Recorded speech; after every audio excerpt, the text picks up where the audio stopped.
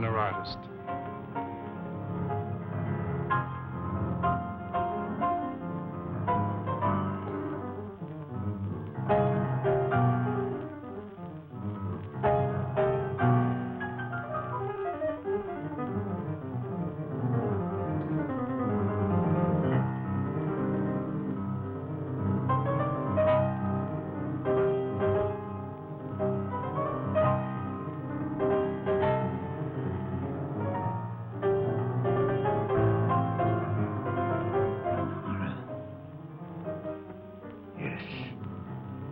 The living image of her.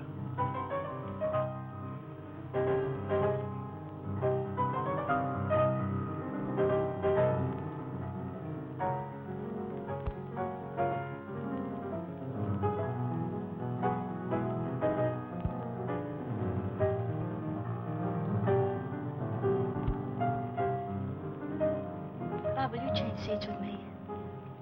Why, of course, dear.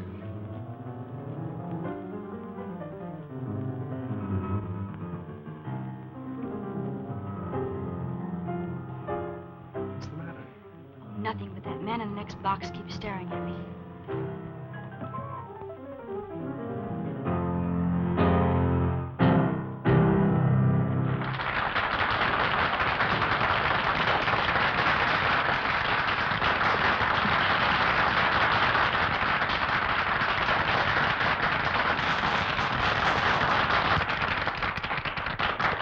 Let's go back and see Dad during the intermission. All right.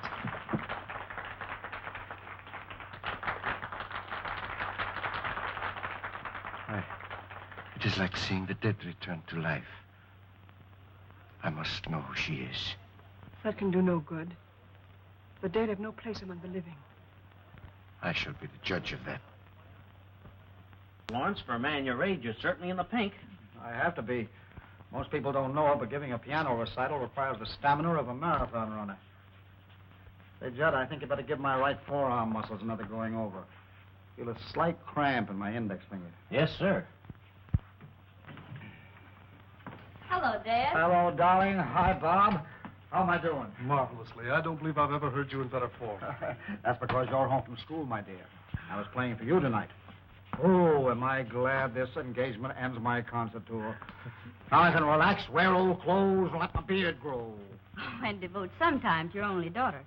You know, I feel as if I'd been Sienna. Don't bite the piano that feels, my darling. See where that is, Bob. Yeah.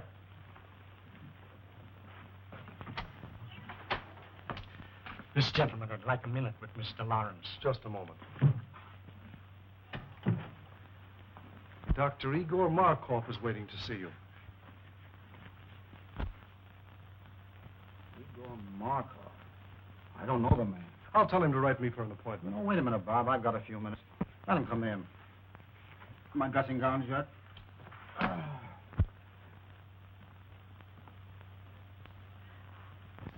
So I have the pleasure of addressing Mr. Anthony Lawrence.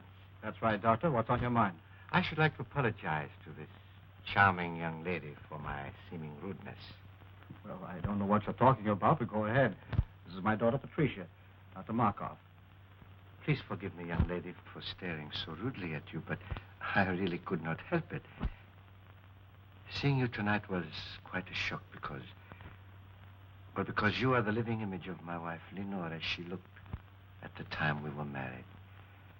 She was taken away from me under very tragic circumstances. I understand. I accept your apology. Thank you.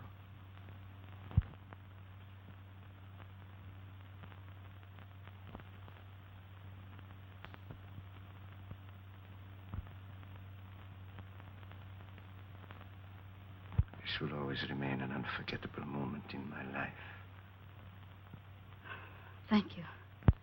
Auf Wiedersehen. So nice to have met you. I always appreciate the privilege of meeting a great artist.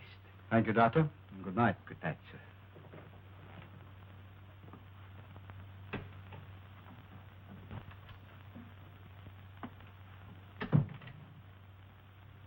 Funny people, these foreigners. Do you suppose Pat really resembles his dear departed, or... Or is right. That cock and bull story was old in Caesar's day. The nerve of the guy. My dear boy, you've got to get used to other men admiring Pat. She's a very beautiful girl. There's a difference between admiring and ogling. By the way he stared at me, he gave me the jitters. You'll find him in the next box, fishy stare and all. Oh, no, I won't. We're going to hear the rest of this concert from backstage. Then I'll have to get your wrap. You left it in the box. Oh, please do. I'll wait for you here. Oh, Judd, 5 minutes. We better get ready.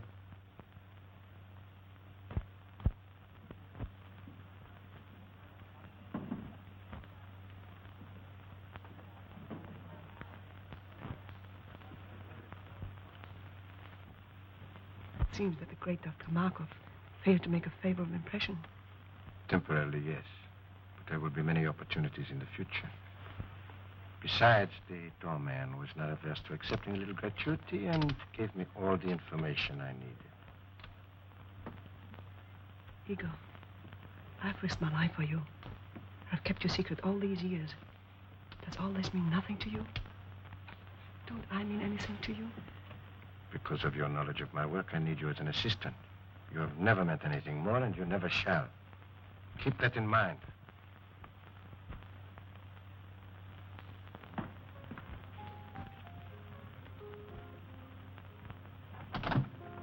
Flowers for Miss Lawrence. Sign, please. Thank you.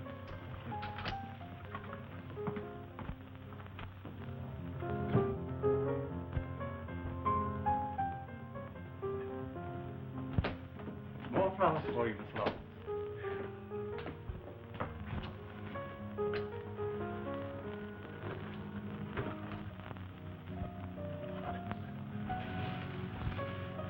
Flowers, flowers, flowers. Morning, noon, and night. The man must be crazy. Keeps on, I'll hate the sight of him. Have Williams take those to the children's hospital. Right away, miss.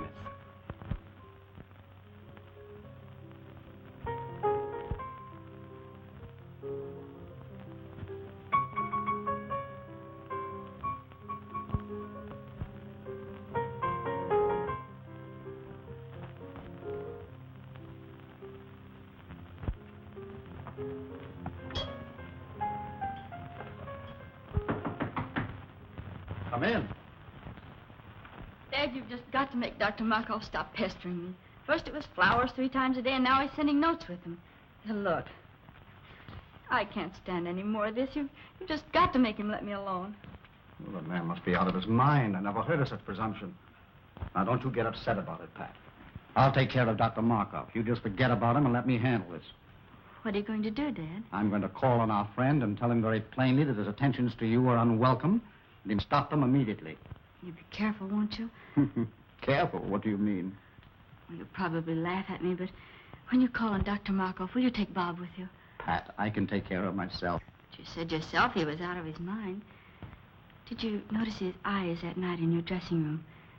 They seemed to stare right through me. You've been listening to too many horror radio programs lately. What you need is a good workout on the badminton court. Come on, run along. Fear not, fair lady. I shall beard the reptile in his den.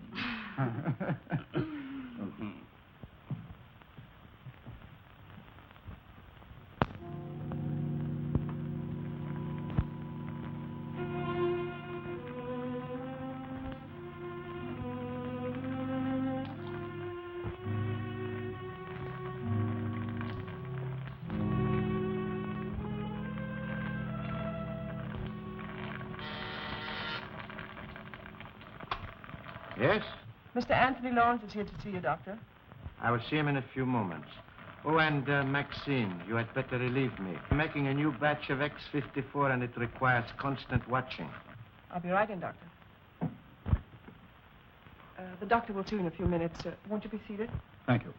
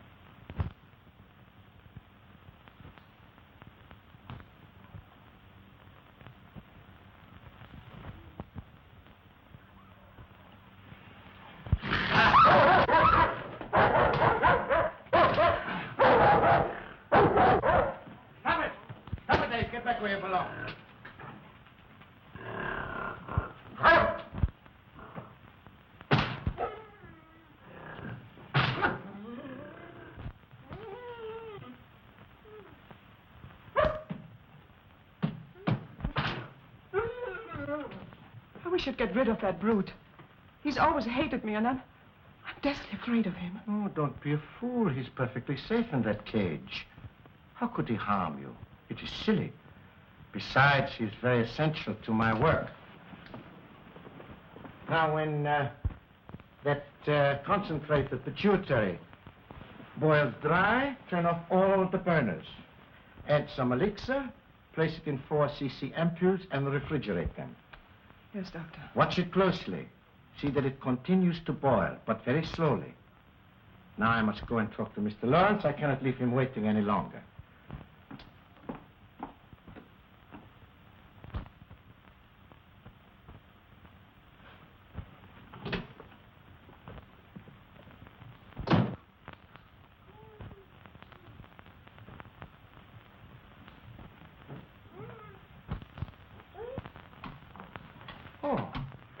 Mr. Lawrence, nice to see you again. This isn't a professional call, Dr. Markov.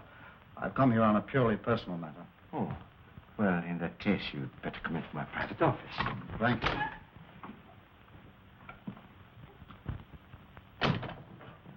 Won't you sit down? I'll remain standing, if you don't mind. Oh, as you wish. I'll get to the point very quickly, Dr. Markov. I've come here in regard to my daughter, Patricia. Ah, yes, a lovely young woman. And that's beside the point. She doesn't welcome your attentions. I'm forced to ask you to stop annoying her. I'm afraid you're being very insulting. Your persistence has left me no other choice. I've already explained my deep interest in your daughter. Perhaps you thought I was lying.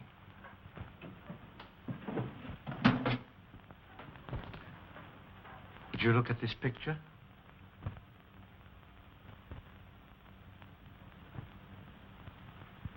What if there is a resemblance? That doesn't give you the privilege of annoying her.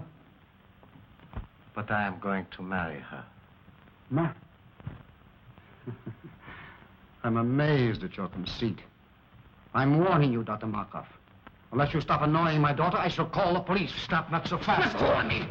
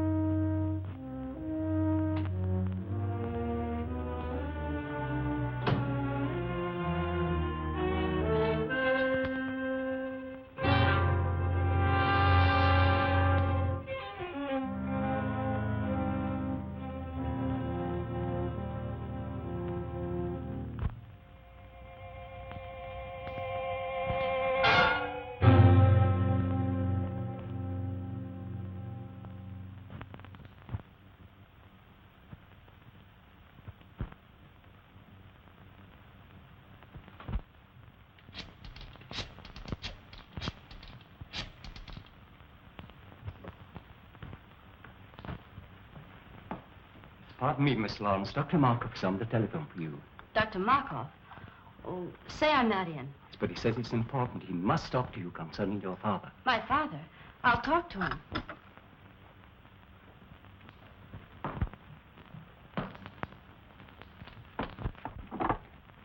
Hello? Yes, Miss Lawrence speaking. Oh, Miss Lawrence, your father has had a slight attack of vertigo. Yes, he's here in my office. It was probably brought on by overwrought nerves. I was wondering if you had not better come and get him. Is he well? No, not seriously. However, scarcely able to drive his own car. Of course, I could keep him here, or if you wish, I could call an ambulance. Ambulance? Oh, no, I'll be right there. Where is it? 1335 Cliff Drive. Thank you.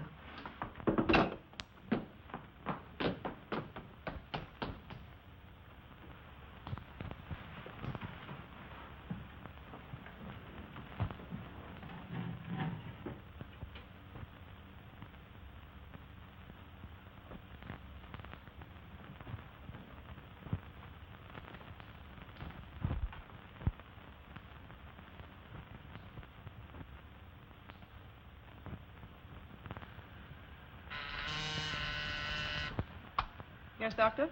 Maxine, turn down all the flames to about half. But Dr. Markov, the concentrate is nowhere near dry yet. I know, but it must boil very slowly. All right.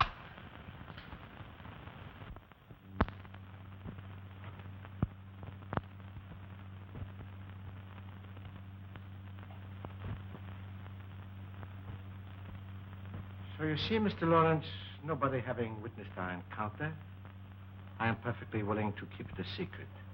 Of course, if you desire to say something about it, I will admit that you threatened me with violence, and I was forced to protect myself. It is simply a case of your word against mine.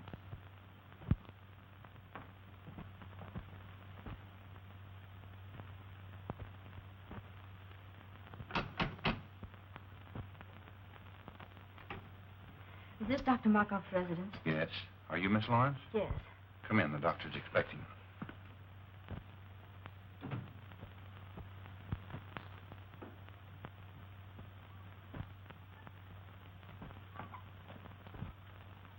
Father, how do you feel? Pat, what are you doing here? Dr. Markov said you were a little indisposed, so I came to drive you home. Are you feeling better now? Yes, much better. You well enough to start? Yes, of course. Steve, help Mr. Lawrence to his car.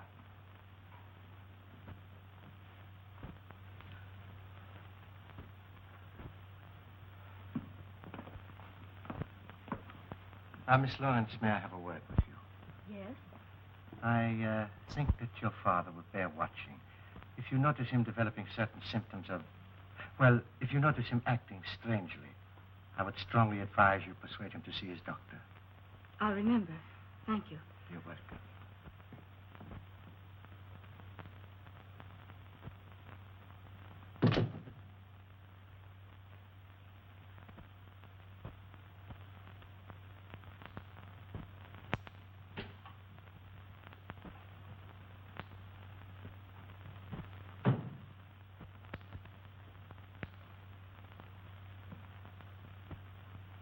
Have you finished? Yes, I did exactly as you told me. Why are you working on a Formula X54? I thought you were satisfied with X53. Not quite. I have succeeded with X53 in arresting the disease acromegaly. But it will do no more than hold it in check. Come, I will show you.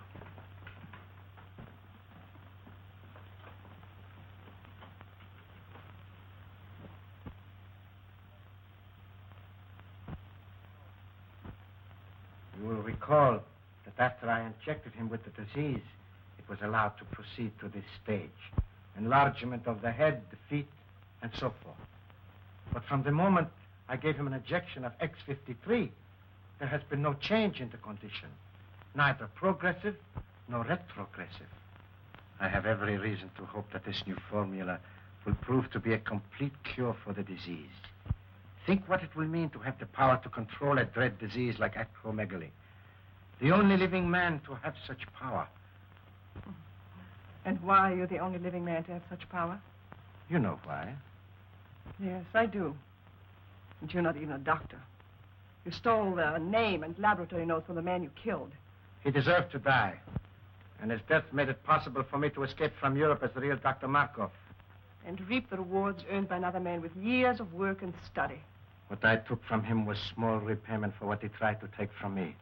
The love of Lenore, my wife, the woman I worshipped. But his love cooled as I knew it would when he looked at her beautiful face and saw the ravages of the hideous disease, acromegaly. Did you deliberately inoculate her with that dread disease? I did. I was determined that no other man should try to take her from me. I knew if she were no longer beautiful, no one else would want her. Then I would have her all for myself. But she could not stand the sight of her own face. So she killed herself. This is incredible. Only a madman could do a thing like that. I'm getting out of here. I'm going to police. I will tell them everything. Police, I will tell them what a madman. Stop.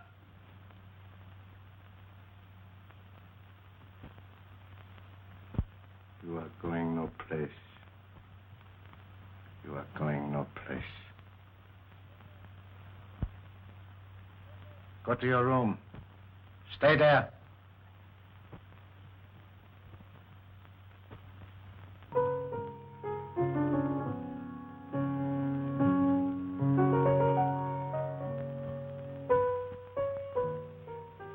Good to have you back again with us, Bob. Glad to be back once more, Pat. It's no fun being away from you. I do wish you didn't have to spend so much time out of town.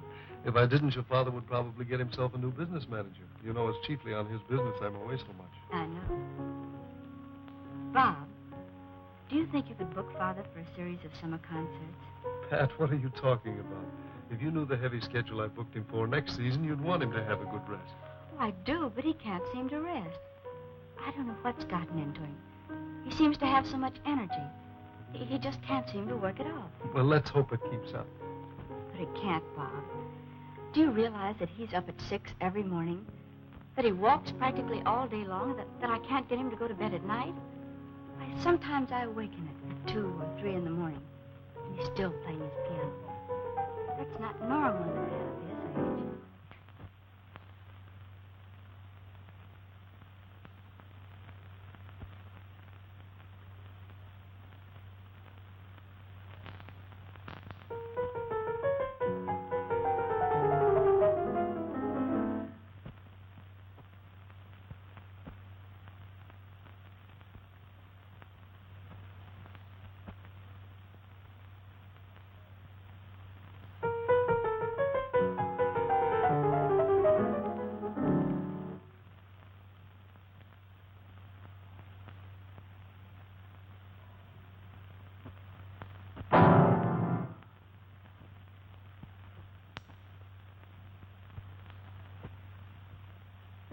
Pat, come here. You too, Bob.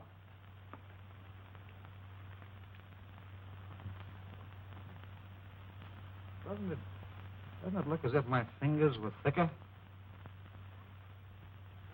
Well, your hands are swollen. Well, the fingers are anyway. Oh, I feel awkward.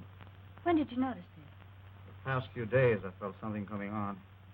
My feet, too, seem enlarged. All my shoes feel tight. Do you suppose you've eaten something that poisoned you? Oh, no. I'd know it if I had. He said if you felt bad, I should persuade you to see a doctor. Who said? Dr. Markov. Markov? When was that? That day you went to see him about a social matter. Oh, rubbish. Why should I see a doctor when I never felt better in my life? Because I want you to, Father. Promise me you'll see Dr. Adams at once. Let me call him now. Nonsense. There's nothing the matter with me, really. I'll tell you what I'll do. If this condition doesn't clear up by tomorrow, I'll drop in to see Dr. Adams just to put your mind at ease. But you won't go. You put it off. Why don't you let me call him now? Because it isn't urgent. Anyway, right now, I feel like going out for a walk. But you've been walking all day. I can't help it. I feel restless and full of energy.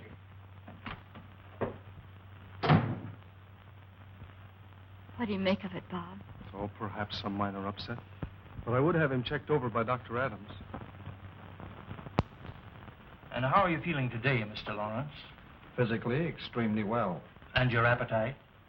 Still increasing. Mr. Lawrence, after studying all the results of your laboratory tests, X-rays, metabolism records, I have reached a conclusion. But not being satisfied with my diagnosis alone, I called into consultation Dr. Kruger and Dr. Naylor, whose reputation, of course, you know. Yes, certainly. And they, without any hint from me, both came to the same conclusion. Acromegaly. Acromegaly? Yes. It's a very rare disease, glandular in origin, activated by a defective pituitary. Doctor, can't you tell me in plain English what's wrong with me and how serious it is? I'm trying to tell you. You have a glandular disorder, a disorder of the pituitary gland. A disease so rare that medical science knows little about it as yet. Is it fatal? Fatal? Well, not necessarily. It's a progressive disease, enlarges the extremities. It's accompanied by an increasing amount of energy to a fabulous and dangerous degree. Is it curable? Mr. Lawrence, there is but one man, to my knowledge, who knows anything important about acromegaly. He's a specialist in glandular disorders, and I understand has devoted a great deal of research to this particular disease. I urgently suggest that you consult this man, who is in a position to do more for you than any person in the profession. Who is it? Dr. Igor Markov. Dr. Markov? Yes, do you know him? Yes. Strange you didn't think to consult him. Well, I've just met him socially.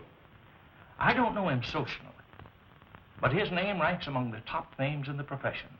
His reputation is international. So he is, therefore, the man that you should see, Mr. Lawrence.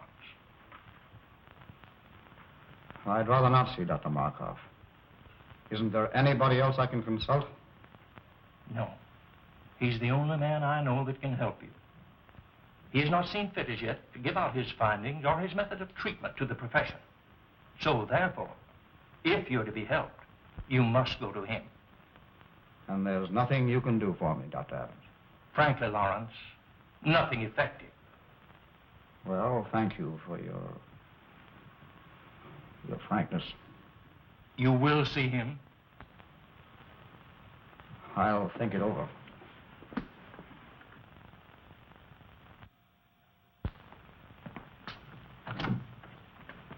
Hello, Stack. Is Miss Lawrence in? Oh, how do you do, Mr. Blake? I'll tell Miss Lawrence you're here. Bob, darling, I'm so glad you're back.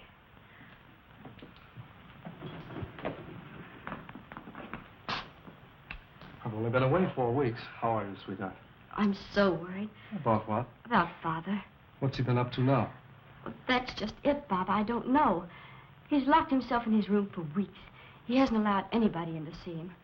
Stack takes his meals into him, but he has to leave the tray in the music room.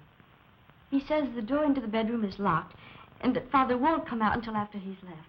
Is he in there now? Yes, but the door from the music room into his suite is locked from the inside. He sounds in excellent form. He hasn't touched the piano in weeks.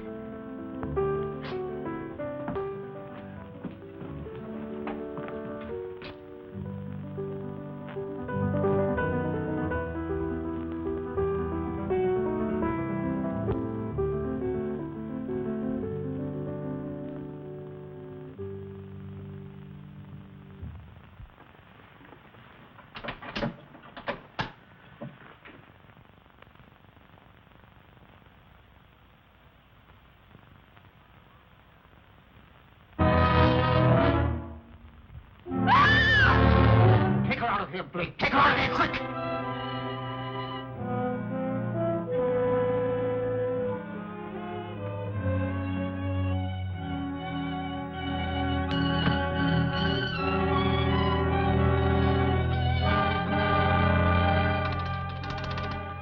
Hello, Stack. Have William bring my car around to the side entrance immediately and leave it there. I'll drive it myself. No.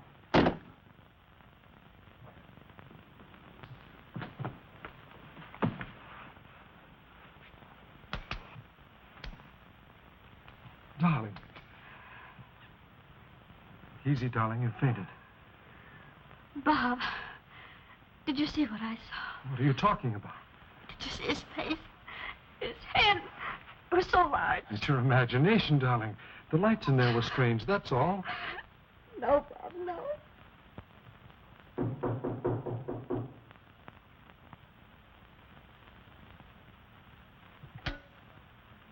Maxine, see who's in my waiting room. Maxine! Maxine, are you there? Maxine! Maxine! Maxine!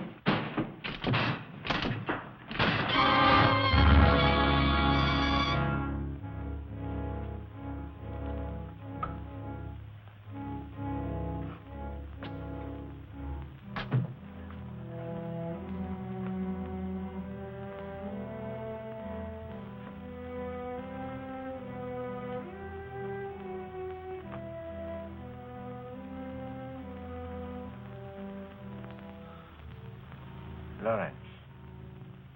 Yes, Markov. Weren't you expecting me? You knew I'd have to come to you sooner or later. To you, the one man with experience concerning the hideous disease of acromegaly. Oh, you had it cunningly worked out, Markov.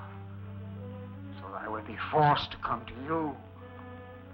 You alone for help. Then you would be in a position to dictate your own terms in exchange for that help.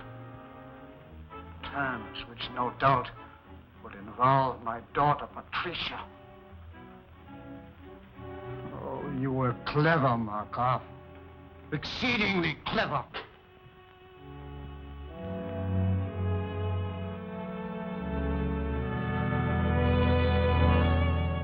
The only man with sufficient knowledge of the disease, not only to alleviate it, but to infect a person with it, you hold a decided advantage. So you see, Markov, I know you infected me with something that caused acromegaly. But how you made the disease develop so rapidly, when science has proven that it takes years to reach this stage, I do not know. But you did. And now, Markov, I come to you as you knew I must, to make terms. I've come to make terms. No, Lawrence, you overestimate my control of the disease. I've made an extensive study of it. Yes, that is true. But after all, I am only an apprentice. Yes, the devil's apprentice. Markov, you have set yourself up as a Frankenstein and created a monster. I am that monster. But if you remember, the monster destroyed the man who created him. That is what I'm going to do to you. Destroy you! Good work, Steve. Put him on that chair while I prepare an anesthetic. Surgery began this evening. But I must put my mind at rest. Can't you take my word for it, Pat? I'm sorry, Bob. In this case, I can't. It's locked. You see, he doesn't want to be disturbed. But I must see him. Oh, not tonight, Pat, please. In the morning, perhaps. I'll tell you what. I've got to see him in the morning on some business. And as soon as I've finished, I'll send for you. How's that? Well, make it early. I can't have this hanging over my head. I know, dear, and I'll make it just as early as I can. Now, how about getting some rest for yourself? You look exhausted. Oh, I suppose I do, but I can't help it. You look lovely to me, dear. But you do need rest. Now run along. Sleep well. I'll try. Good night. Good night.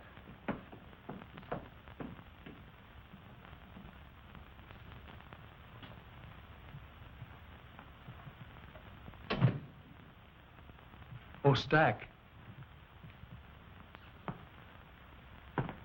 Stack, have you got a key to the music room? Why, no, sir. Why? Well, it's locked, and I wanted to see Mr. Lawrence. I'm sorry, sir, but he's gone out. Out? Oh, yes, sir, about a half an hour ago. He had his car brought around and then dismissed William. Where did he go, do you know? Not the slightest idea, sir. I didn't see him, but William said he was all muffled up. Oh. Stack, I wish you'd ring me at home when he comes in. Very good, sir. And shall I wait up for him, sir? Well, no. If he comes in soon, you might ring me. Otherwise, go to bed. I'll see him in the morning. Very good, sir. Good night, Stack. Good night, Mr. Blake.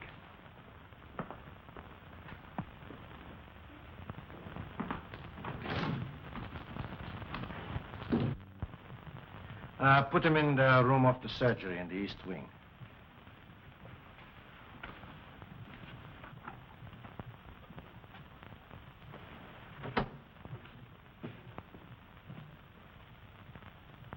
How could you be so inhuman as to infect him with that disease in order to bargain for his daughter?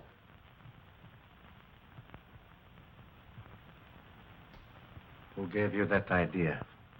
You left the dictograph open. I heard every word that was said.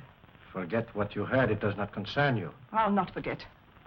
If you don't give up that insane idea of marrying Patricia Lawrence, I'll tell the truth about you. You would not dare. Oh, yes, I would. Does this mean that I have completely lost your loyalty?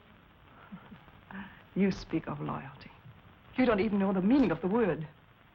You seem to forget all the things I've done for you. I've even risked my life for you, hoping that you might realize how much I love you, that someday you might return that love. But no.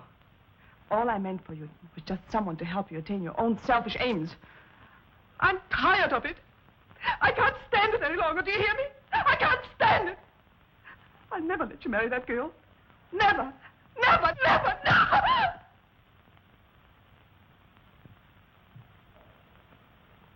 Maxine, you heard nothing. You heard nothing. You heard nothing. Now go to your work.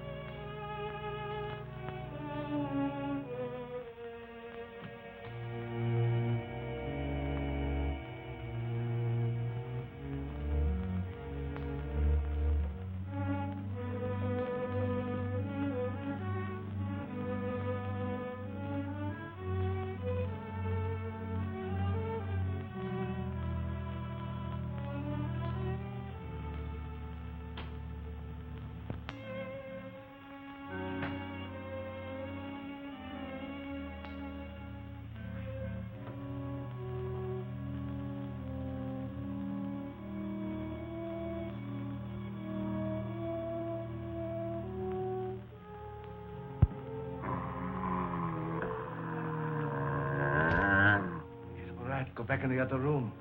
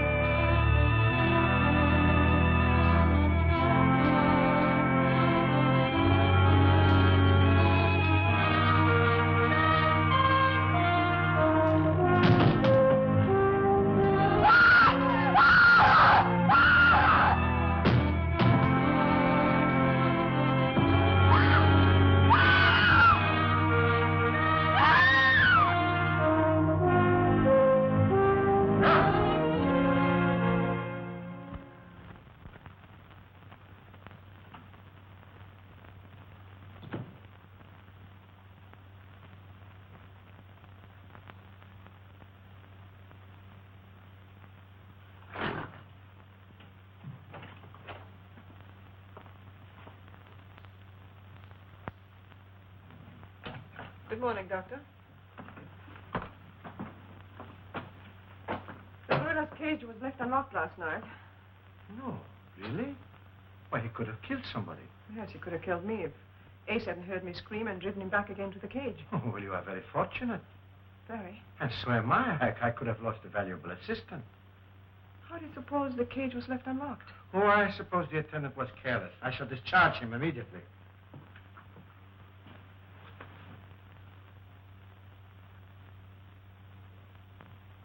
Look, Doctor.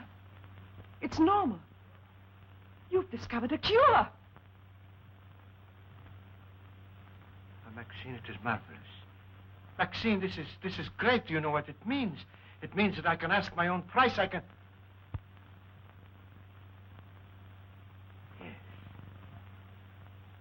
Oh, by the way, Maxine, I have a special prescription I want filled at Handcuff and Groves. You will go and see to it yourself personally.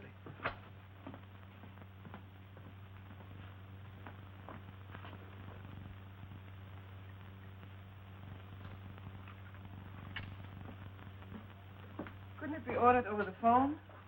If I wanted it that way, I would have said so. Very well.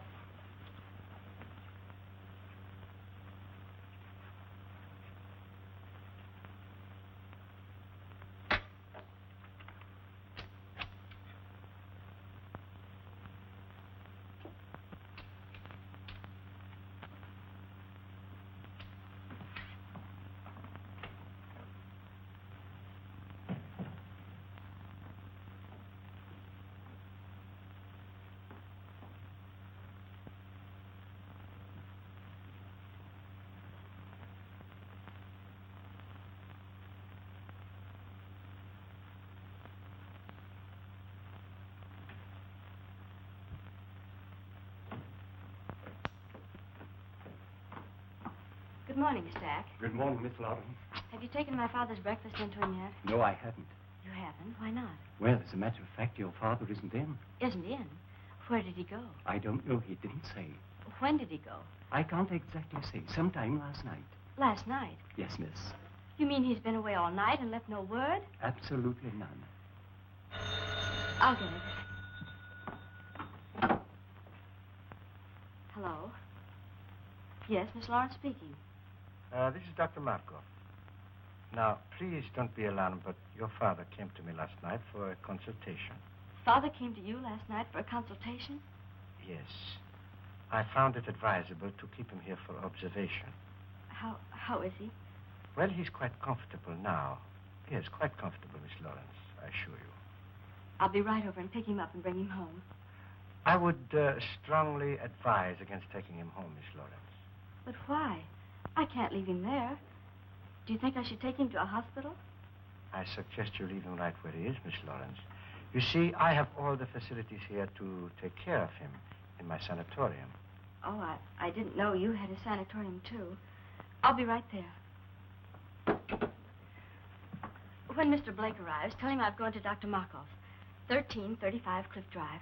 Dr. Markov's, 1335 Cliff Drive. Yes. Very well, miss.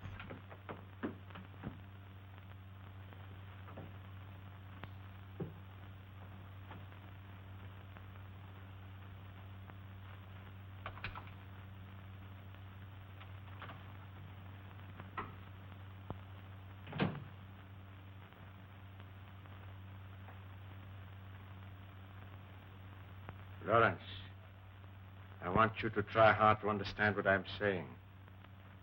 Try hard. Uh-huh. This is Dr. Markov.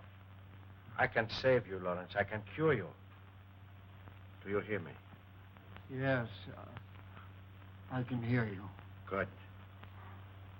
Remember that I am the only one that can cure you, and I will cure you on one condition. Uh, A very simple condition, Lawrence. uh, Your daughter is on her way over here now. no, I want you to persuade her to be very agreeable to me. no. You can convince her that it is you she is coming to see. You can tell her that I am helping you. Oh. That is a very little thing to ask for your cure. No, no, no. Very well. We shall see about that.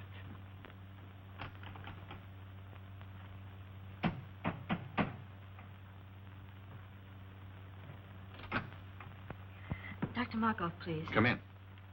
Dr. Markov wants you to wait in there.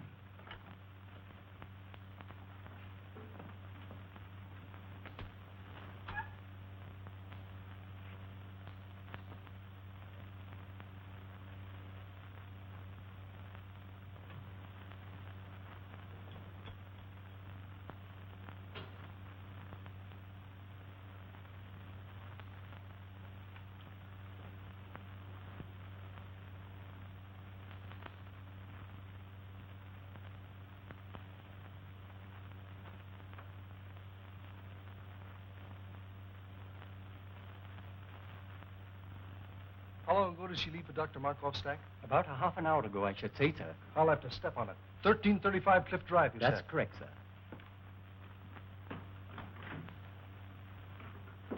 I do not have to cure you, Lawrence, because nobody knows I have discovered a cure.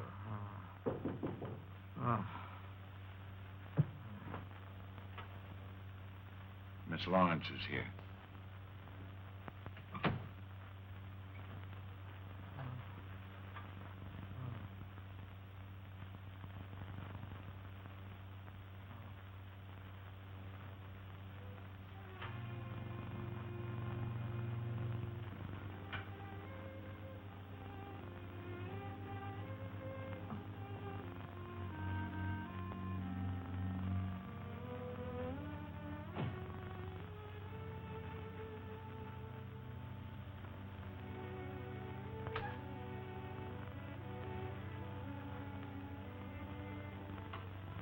Miss Lawrence.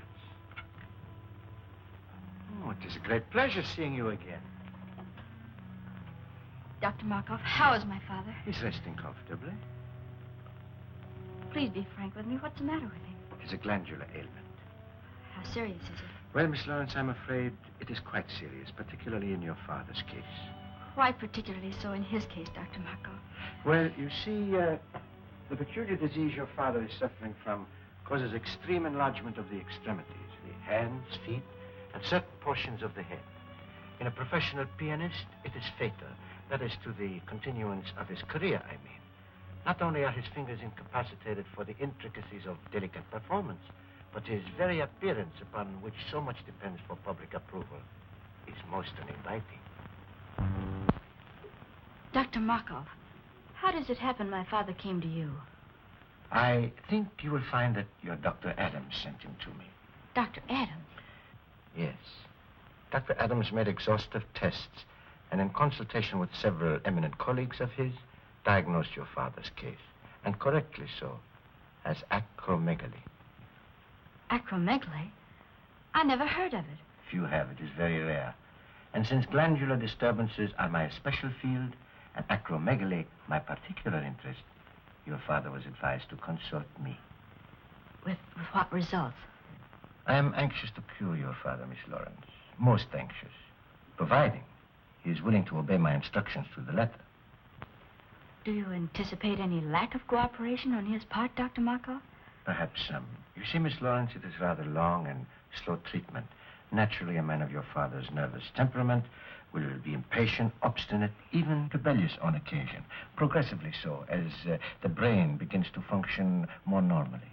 You see, Miss Lawrence, your father is mentally incompetent. You mean he's... Oh, well, shall we say, temporarily unbalanced mentally. The functioning of the pituitary, being aggravated by pressure, makes the patient physically violent on occasion, and great care must be taken that he does not do violence to himself or to others. Dr. Markov, I'm my father. I can easily understand your need to do so, Miss Lawrence, and I would gladly save you the pain if I could. But I know you will not be satisfied unless you do see him for yourself. Besides, it will give you a basis for comparison. It will give you new hope from day to day as you see him improve. Where is he? Take me to him. In a moment. But remember, although he is still under a sedative, he might easily be aroused to violence. I will advise not to excite him, merely to reassure him that he will receive the very best of care, that you will see to it yourself personally, and that you recommend he do everything possible to cooperate with us. I will. Take me to him. This way, Miss Lawrence.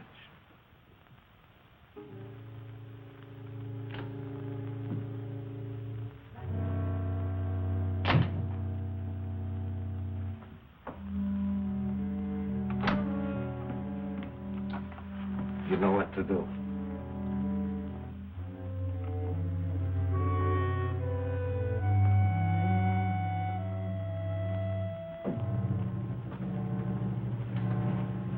And remember, Miss Lawrence, advise your father. Fullest cooperation in every way possible.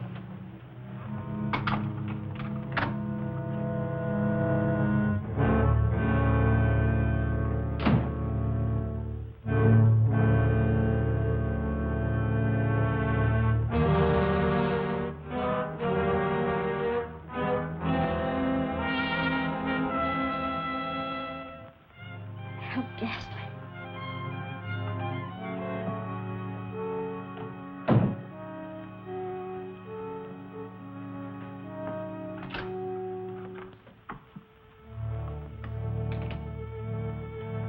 You can't go in there, Maxine. Why not? Dr. Markov said so. What are you trying?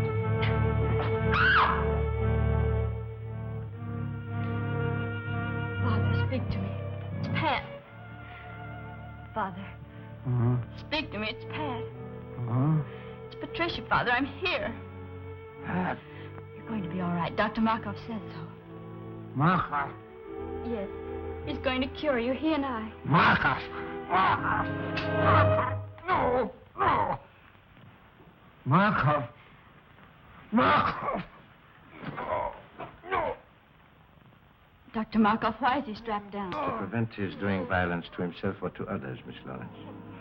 Take them off. Take them off, do you hear? Well, that would be very dangerous. Take them off, I say. Take them off at once. Stop that. Calm yourself. Calm yourself, Miss Lawrence. I don't care what you say. You can't treat him like a wild animal. It's a necessary precaution, Miss Lawrence. If he were to become violent, he would be extremely dangerous. I don't care what you say. You can't treat him like a wild animal. His recovery depends solely on you. What do you mean? I will cure your father when you decide to become my wife. Let go of me. I'll never marry you. Never is a long time. But some people do change their minds.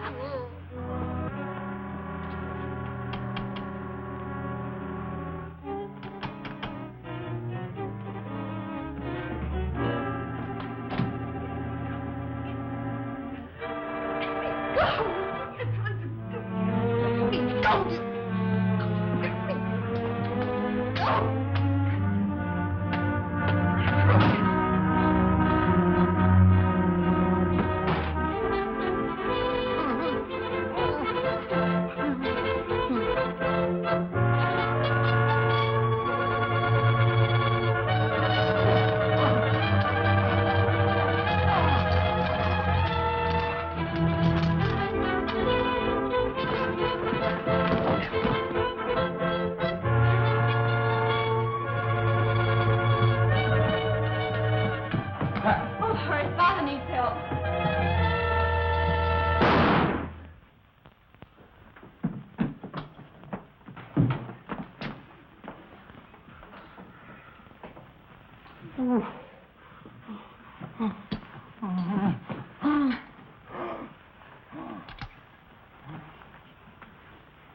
Is he all right?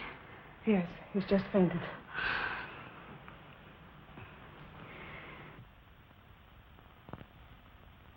Dr. Markov was the only man who could cure Dad. But him dead, there's not much hope left. Oh, yes, there is, Miss Lawrence. I'm familiar with the serum Dr. Markov has perfected for the cure. He has been using it to bargain with your father for you. He'll be all right. It might take a little while, but he'll be all right. Thank you.